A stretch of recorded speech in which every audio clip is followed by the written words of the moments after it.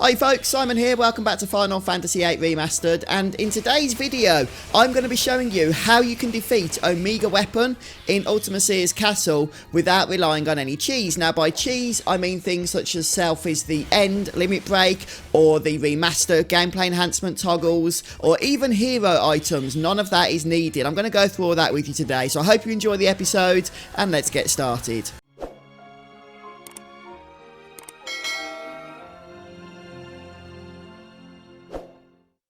So I'll show you my character setup very briefly here. I'm going to be using Irvine and Squall for damage with their limit breaks. Make sure you come to the battle with a whole bunch of pulse ammo, and also make sure that you have Squall's highest level weapon, the Lionheart, along with the Exeter for Irvine as well. I've done videos on all of that stuff. It's very important that you guard against death, so either stick 100 death onto each character's status defense or equip them with the ribbon accessory if you have them.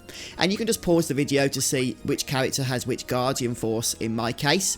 I do strongly recommend a high speed stat, so auto haste and good magic's junction to speed will not go amiss. And you'll want a nice supply of aura magic, and make sure people have the GF command. We're going to be summoning Cerberus and Doom Train during this battle. Some other useful command abilities you're going to want are Defend, make sure at least one character has that, and also the Revive command ability. Some people recommend Recover. To be honest with you, I would rather just have Item equipped and have a huge stock of Mega Elixirs and Elixirs which are easily attainable by refining Bahamut and Angelo cards. So, as I'm sure you folks are aware, Omega is pretty much the toughest boss in the entire game, and just as we path our way over to him, I want to give a big shout out to everybody who supports the channel as YouTube members or patrons. Your support really does benefit the channel because it actually helps me to create more regular and more improved content. And so in order to actually get to Omega Weapon, we do need to ring the bell with the other party. And yes, just to preempt all of the keyboard warriors that feel it right to correct me on pronunciation, I do say Omega. If I was American, I might say Omega. I am not. It feels a little bit weird that I have to actually explain there are multiple accents in this world, but apparently based on previous comments from other videos, I do need to do that. Right then, so let's head back into the chapel here, and look who it is waiting for us, Omega Weapon himself. Now, if you stand on the shadow underneath him, that will actually begin the encounter. The thing with Omega Weapon, a lot of people do forget this. He is the toughest encounter in the game, but he's also one of the most predictable boss fights that we face off against, because he follows a fixed, rigid set of attacks. And those attacks are thusly. So when you begin the battle, the first thing Omega is going to do is cast level 5 Death. Now, level 5 Death, as you can pretty much tell by the name, is going to kill anybody that has a level with a multiple of 5. So, you know, level 5, 20, 100, whatever the case may be, that will kill them unless they are guarding against defense. So if you have a ribbon equipped on that character, or if you have defense associated, or junctioned rather, with their status defense, 100 death magics, then they will basically be immune to that attack, which is really helpful because it just gives you the first round to start setting up the rest of the battle, which, as you can see, is what I'm doing here. So what I like to do to start with is have the two Guardian Forces, Cerberus and Doom Train, cast. The first of those will cast triple on all of our party members, which will aid in the aura casting in a moment, and the second, Doom Train, will cast VIII onto Omega Weapon. VIII, incidentally, doesn't just reduce vitality to 0, it also reduces spirit to 0, so quite a nice ability, and as far as I'm aware, you can use it on pretty much any enemy in the game. As you can see, we're using it on the toughest boss. Right, so here comes the weapon's first attack, which is level 5 Death, and this will soon be followed by Meteor. So we're going to continue to prepare our team here. I've gone ahead and cast Aura, which means that we can go ahead and start spamming limit breaks, and for Irvine we're going to be using Hyper Shot, which uses the pulse ammo, which is why I said to make sure you come with a whole load of pulse ammo. Now, you'll be able to get off between 3 and 8 hits with Hyper Shot, which can do up to 80,000 points of damage, which is clearly very nice. And while Irvine's taking care of that, we're going to have Squall use Rentakukum. Now, obviously this is down to a little bit of luck, but you're really hoping for Lionheart. Now, I only actually managed to get 1 Lionheart during this battle, so even if you don't get any, it's not like the battle is impossible, it's just going to go on for longer. But obviously if you do get several Lionhearts, if you're quite lucky in that regard, then you're going to finish this fight a lot sooner. Now your third party member, in my case Quistis, is going to be a very defense oriented party member in this fight. So she's not going to be doing any damage whatsoever to Omega Weapon. Her responsibilities are going to include casting Mighty Guard, which will put the defensive buffs Protect and Shell on the entire party, and hopefully also regen, float and haste, although haste isn't going to be required because of auto haste. And if you're really lucky and have a high crisis level, then it will cast aura also, but we can't rely on that, which is why we just cast that manually anyhow. Now Quistis is also going to be the one that has defend in my case, and that means that she'll be able to resist Omega's most damaging attack, which we'll talk about in a little while, and then if the others die, she can bring them back to life. Now Meteor was Omega Weapon's previous attack, which as you could see was quite weak. However, do not be deceived. It is very important that you heal every party member up to full after he does his Meteor attack, and the reason for that is his next attack. It's got a bit of a strange name to it, Megodian Flame or Megiddo Flame or something. Does a fixed 9,998 points of damage to every party member, as you can see there, which means that you need to make sure that you're fully healed after Meteor, because he's always going to cast that attack next. It also means you need to be able to enter the fight with max HP, because if you don't have 9999 HP on every party member, then those party members that don't are going to die guaranteed to that attack because it can't be blocked or reduced in damage. However, a little tip for you, continuing on with Omega Weapon's predictable attacks, the next attack he's going to do after the devastating Megiddo Flame, whatever it's called, is going to be Gravijar.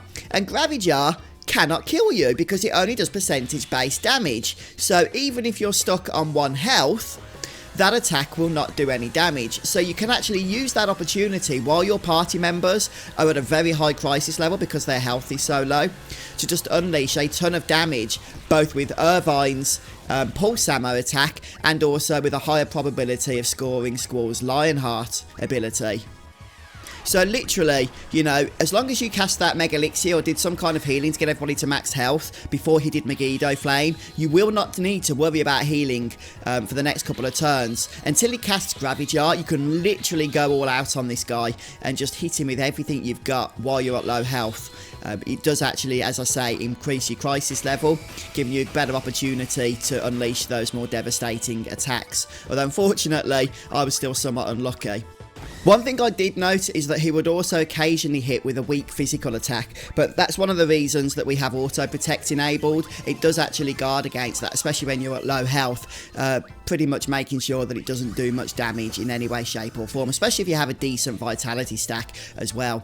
But it is only single target, so if you are unfortunate enough to get knocked out by that physical attack of Omega Weapon, then just make sure you bring that character back to life as soon as you can. And now we have Terra Break, and this is the ability you want to watch out for. So after Gravijar, it's very important that whichever of your characters has the defend ability, they use it, because Terra Break does many hits across your entire party for, even with auto protect, over 2,500 points of damage per hit. Now, as you can see, Irvine was fortunate enough to stay alive thanks to auto protect. Squall took the brunt of the damage, and Quistis took a load of it as well, but because she had defend enabled, she didn't actually take the damage, she only took the attacks, which meant that because of the setup I had going here, we managed to keep 2 out of 3 party members alive, which is pretty darn good, and that means we can just go ahead then after the attack and focus on getting Squall back. Now, after Terra Break, you're going to want to recover, because the next ability that Omega Weapon is going to use will be Ultima. If you have a high spirit stat, and if you're, you know, guarding against magic and stuff, perhaps with Shell or Auto Shell, then you're going to be taking a lot less damage from that Ultimate ability. But just be aware of the fact that it is quite a nasty one, so you'll probably want to try and get a Mega Elixir off if you've taken damage beforehand, just to make sure that you're fully recovered for it. Oh, one thing to note as well about that deadly Terra Break ability, something you can do to guard against damage is summon a Guardian Force just as Omega Weapon starts to cast it. That way the Guardian Force will take the damage as opposed to the character. But I wouldn't recommend summoning Cerberus, because we're still going to need Cerberus to refresh triple across our party, in particular across whoever it is that's casting Aura. Since this battle is going to be going on for quite a bit of time, especially if you're unlucky with the Lionheart finisher, then it is going to be required to recast some of those buffs multiple times in order to keep the battle going successfully.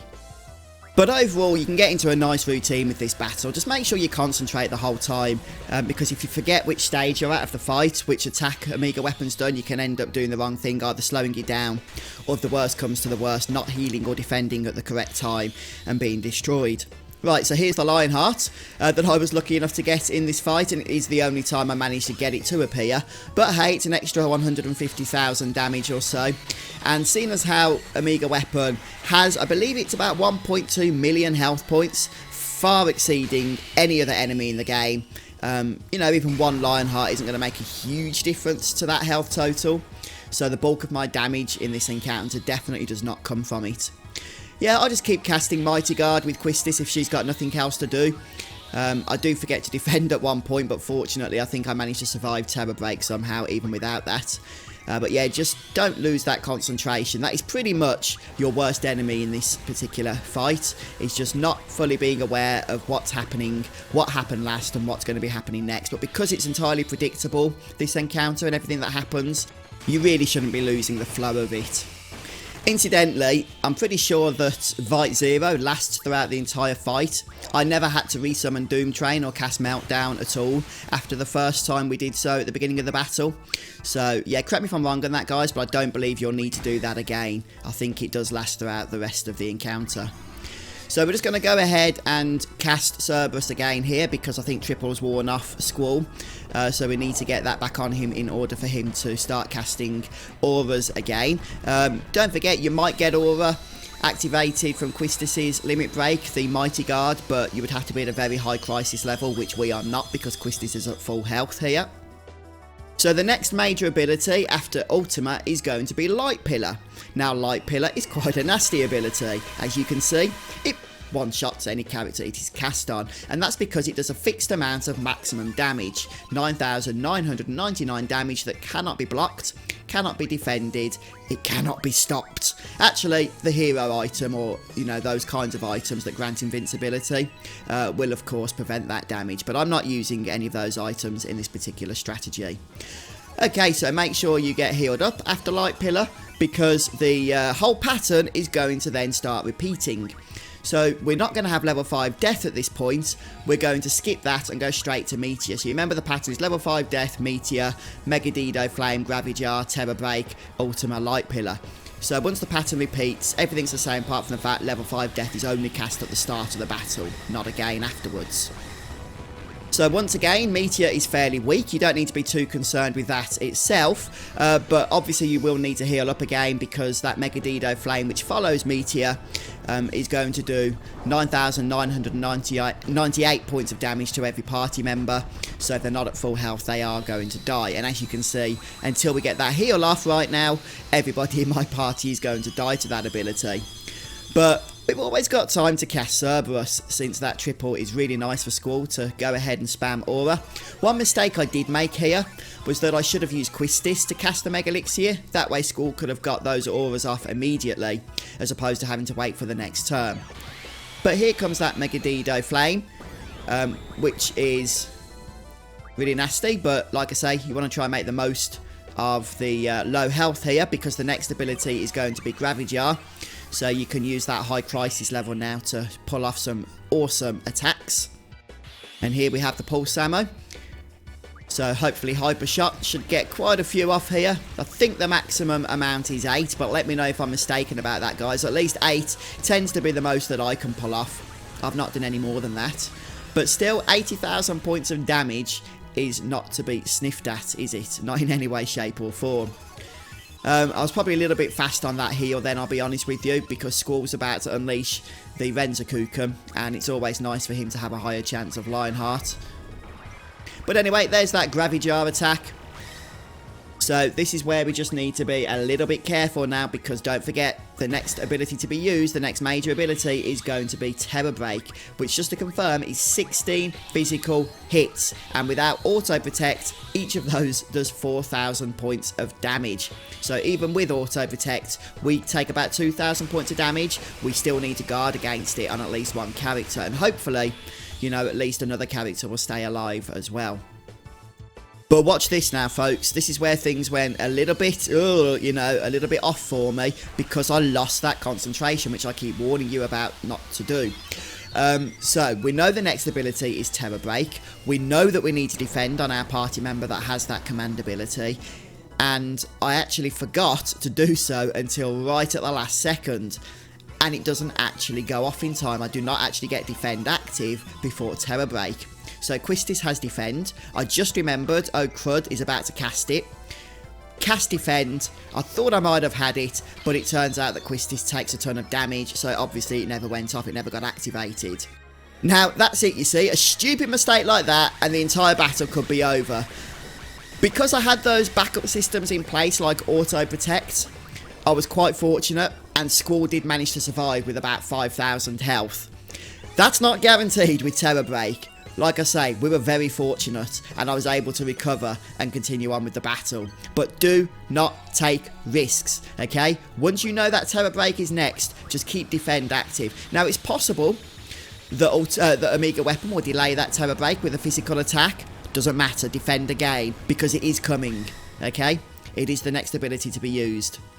So, I'm going ahead here and getting everybody back to life, everybody back to full health.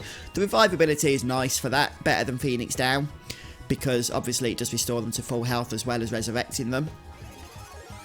But of course, I'm using my nice healthy supply of Mega Elixirs just to ensure that we are all at full health as well. Okay, so let's go ahead and recast Aura. Light Pillar tends to interfere with whatever it is you're trying to do. So in this case, casting Aura, which means that we need to actually bring Irvine back to life before we do that. So we know that the routine is now going to be repeating itself. Light Pillar is the final ability to be used in the pattern, which means we'll be resetting back to Meteor. And once again, this is the third time we're going through the pattern here. Do not forget that after Meteor, we do need to use a Mega Elixir or just heal up to full on every party member to prepare for that Megiddo Flame. It's kind of deceptive because Meteor is so weak. You might be lulled into a false sense of security and think, we don't need to heal yet. But you're guaranteed to die if you're not at full health for the next attack. So yeah, don't be deceived by that. So let's carry on unleashing some heck here against Omega Weapon and see what he thinks of this next pulse ammo. But ultimately, folks, it is just a case, of course, of just grueling it out, just sticking to the fight, sticking to the pattern. Don't think, oh, you must nearly be dead, I'm not going to heal up when you should be healing up, or I'm not going to defend when you should be defending. Don't take chances. Doesn't matter if the battle takes a few extra seconds longer, just to keep your party safe and whatnot. Just stick to the pattern, stick to the routine, and eventually, Omega will be defeated. The strongest enemy in the entire game, and his death will be upon you. Well done, guys, if you manage to take him down, especially if you take him down without using any of the cheesy methods. And I've got to say, he's got a pretty awesome death animation, hasn't he? Now, I've got to say, the rewards for the battle are not that spectacular, in all honesty. As a matter of fact, I don't even save my game after killing him. Mainly because once he's dead, and if you save, you won't be able to battle him again if you wish to do so. So, yeah, I don't personally save my game. But it is pretty cool to just go to the tutorial here, head to information, and look at the proof of Omega. It doesn't do anything. It's literally just a certificate to show that you've killed him. But you get these awesome congratulations, flashing red writings around the corners here, which looks pretty cool. Anyway, guys, that's Omega for you. I hope you've enjoyed the video. Let me know in the comment section if you managed to take him down. And come back soon for more Final Fantasy VIII Remastered. See you then.